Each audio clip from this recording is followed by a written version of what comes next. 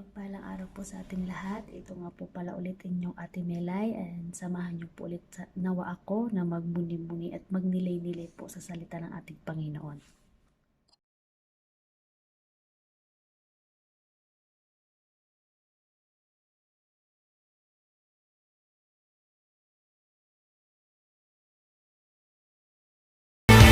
Kapatid, mapagpalang araw po sa ating lahat. Ito nga po ulit inyong Ate Melay, at ako po yung humihingi po ng konting oras po ninyo upang makinig po ulit ng salita po ng ating Panginoon, at nawa pansamantala po tayo tumigil po sa mga ginagawa po natin upang kayo po makinig sa akin. Yan.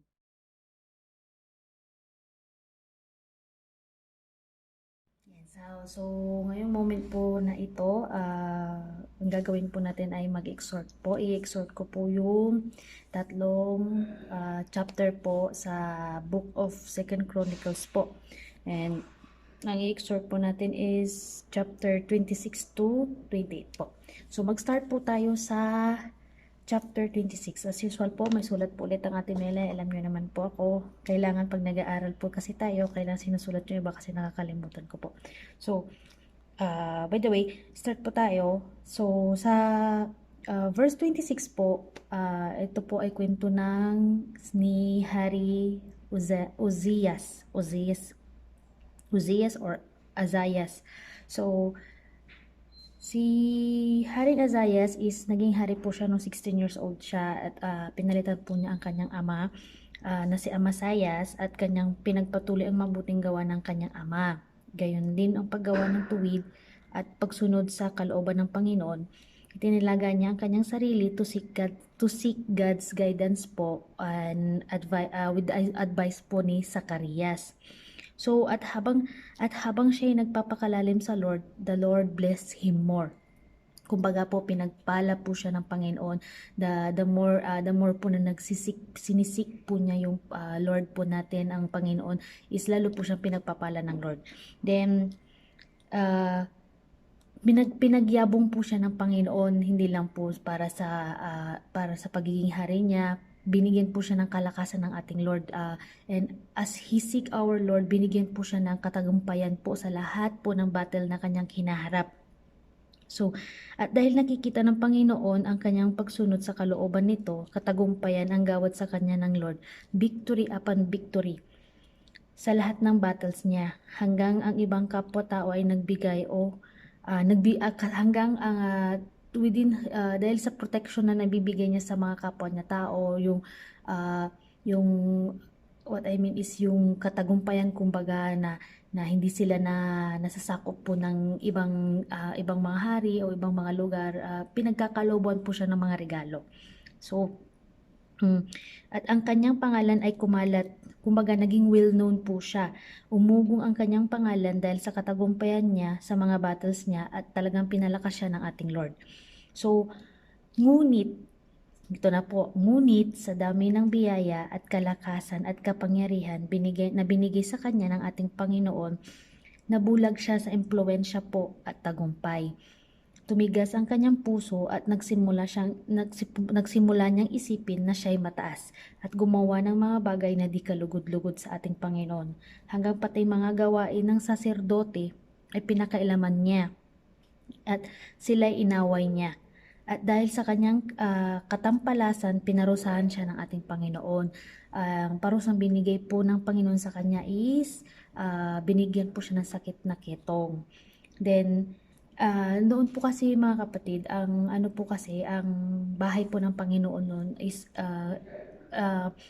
kumbaga is holy po. Kailangan po malinis kang papasok doon. So nung binigyan po siya ng pinarusahan po siya ng Lord, na pinag-anuhan po siya, binigyan po siya ng ketong, is pinalis po siya ng mga saserdote po, or yung kumbaga yung mga priest po ng nagbabantay po doon sa bahay ng Panginoon. And then because of that, ginawa niyang katampalasan po sa bahay ng ating Lord, namatay po siya na may ketong siya. Ganun po.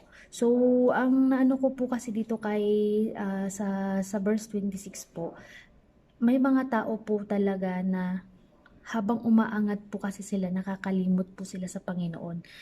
I'm not generalizing, pero mostly po, may mga tao po talaga na nakakaangat pa habang nung umaangat sila, nung wala, what I mean is, nung wala, so nung wala, panay ang tawag sa ating Lord, nung binigay na ng Lord yung kasagutan po para sa kanila, para sa prayers nila, nakakalimot po sila. And then, ayun nga, and doon na din sila nakakaano po na gumawa po ng hindi po kalugod-lugod kay Lord. So, yun po yung sa verse 26. So, sa may verse 27 po naman tayo. So, nung namatay si Haring Uzzias, pumalit sa kanya ang kanyang anak na si Joatam. So, si Joatam ay 25 years old po nung siya po ay naging hari. And tulad ng kanyang ama na si Haring Uzzias, sinunod po ni Haring Joatam ang kalooban po ng Lord, kung ano po yung utos ng Lord sa kanya. Gumawa po siya ng lahat po ng kalugod-lugod sa mata ng Panginoon, ginawa po niya, and as in kumbaga is lumakad siya ng matuwid para sa mata ng Panginoon. And then habang gumagawa siya ng kabutihan, doon din siya pinagpapala ng Lord. The more na sinusunod niya po yung kalooban ng Panginoon, the more din siya pinagtatagumpay din ng ating Lord, parang ang kanyang ama. And then sa mga laban na kanyang pinupuntahan, nagtatagumpay siya, and then lahat ng mga natalo nila, yung mga kayamanan po nila is nakukuha din, kumbaga is nakukuha nila.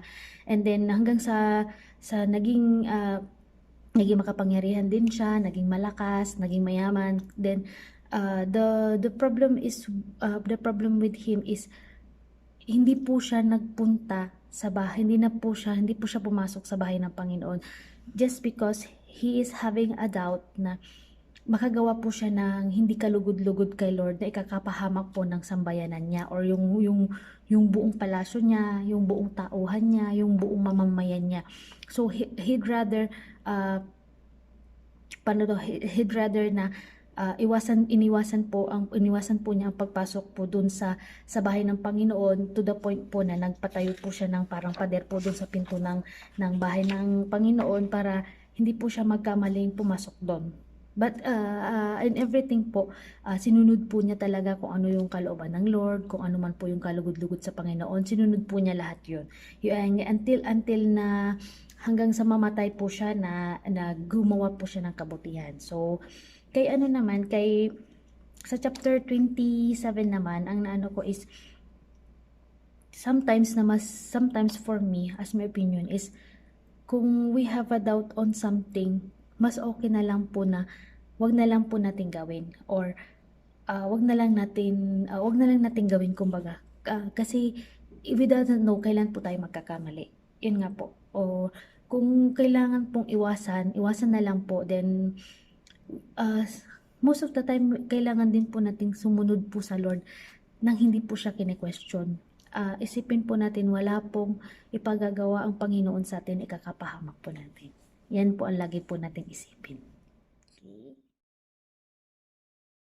Yan. Sa verse 28 po naman, itong pinakahuli natin is about a 20-year-old king named Akas.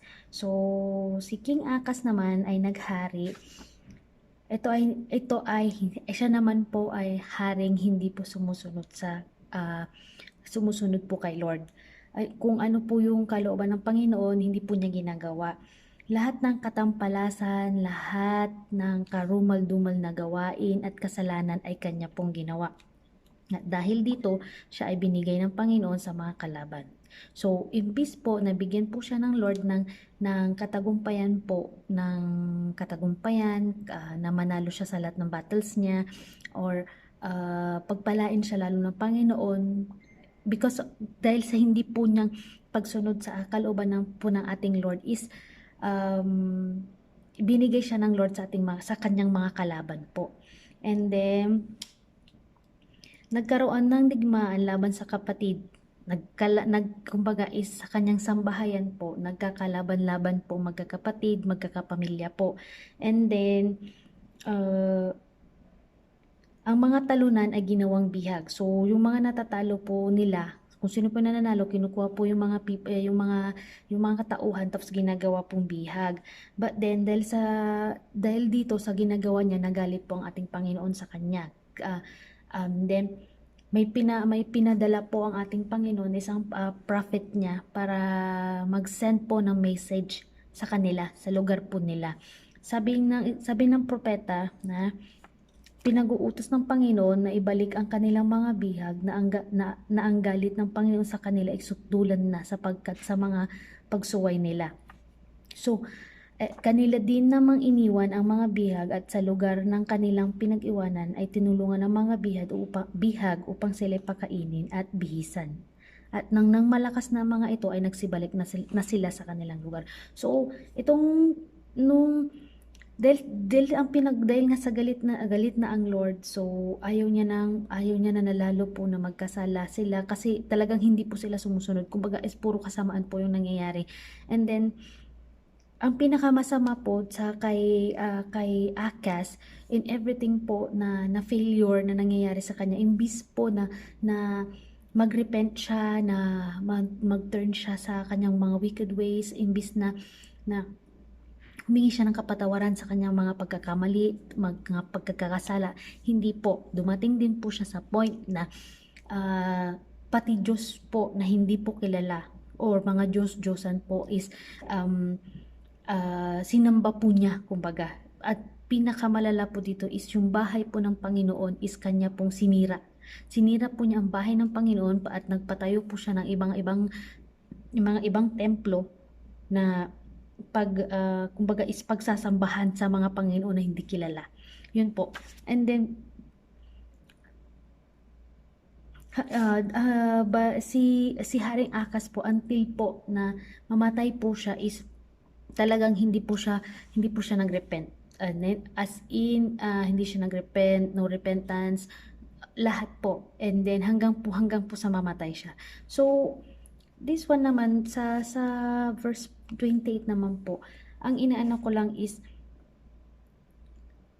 but I know there are people talaga, bakit yung hindi po nila ma-accept po ang maghingi ng kapatawaran sa Lord. The Lord is always there to hear us po. Lagi po siya nandyan, nakikinig at ready po na magpatawad po sa atin. Kailangan lang po natin magrepent. But then if we don't turn to our wicked ways, aasahan ba natin na magkaroon tayo ng bigyan niya tayo ng biyaya? Kung napapansin niyo po doon po sa 3 verse na binasa ko, the more na sinisik mo po yung Lord, the more na sumusunod ka sa kalooban niya, the more kanyang pinagpapala.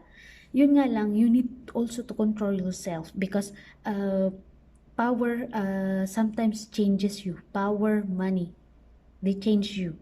So, kailangan talaga parang ganun kay Haring Joatam na in everything po na nangyayari na pinagpapala siya and lahat po ng kayaman ay binibigay sa kanya is nagstay po siya na maging straight. Hindi pa po huhuli lahat, mga kapatid. Wag po natin gayahin si Haring yung pangatlong hari dito, si Haring Akas po. Kasi masakit pong pumalo ang ating Panginoon. Masakit po siyang kumalabit. So, for now po, mga kapatid, hanggang dyan lang po muna ang aking maipapartake po sa inyo. Maraming salamat po sa minutong binigay niyo po sa akin, sa pinagkaloob niyo po sa akin na mga kapatid, ay bless po tayo lalo ng Lord. So, God bless po sa lahat at pakaingatan po tayo.